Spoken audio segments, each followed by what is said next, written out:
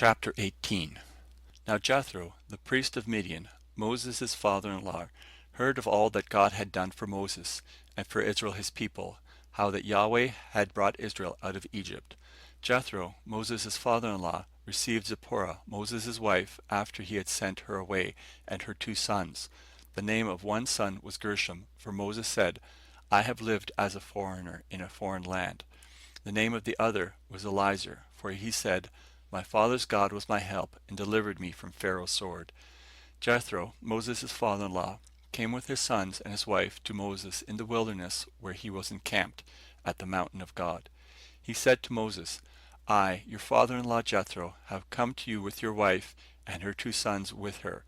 Moses went out to meet his father-in-law, and bowed and kissed him. They asked each other of their welfare, and they came into the tent.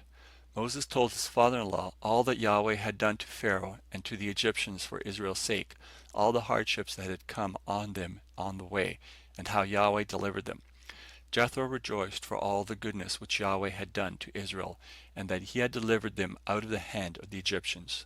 Jethro said, Blessed be Yahweh, who has delivered you out of the hand of the Egyptians, and out of the hand of Pharaoh, who has delivered the people from under the hand of the Egyptians. Now I know that Yahweh is greater than all gods because of the thing in which they dealt arrogantly against them.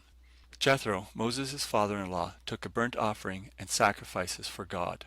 Aaron came with all the elders of Israel to eat bread with Moses' father-in-law before God.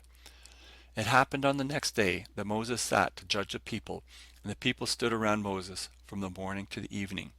When Moses' father-in-law saw all that he did to the people, he said, What is this thing that you do for the people?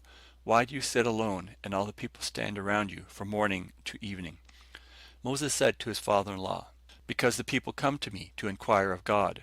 When they have a matter, they come to me, and I judge between a man and his neighbor, and I will make them know the statutes of God and his laws.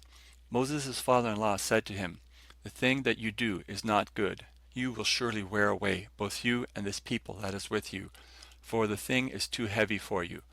You are not able to perform it yourself alone. Listen now to my voice.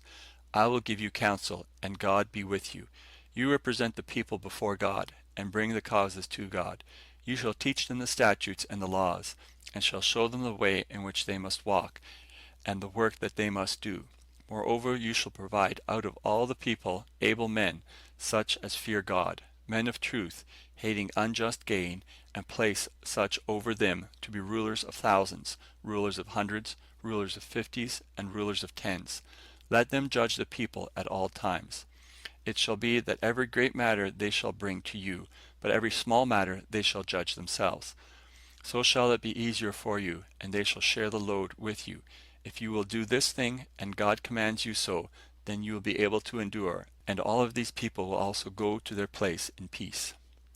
So Moses listened to the voice of his father-in-law, and did all that he had said. Moses chose able men out of all Israel, and made them heads over the people, rulers of thousands, rulers of hundreds, rulers of 50s, and rulers of 10s. They judged the people at all times. They brought the hard causes to Moses, but every small matter they judged themselves. Moses let his father-in-law depart, and he went his way into his own land.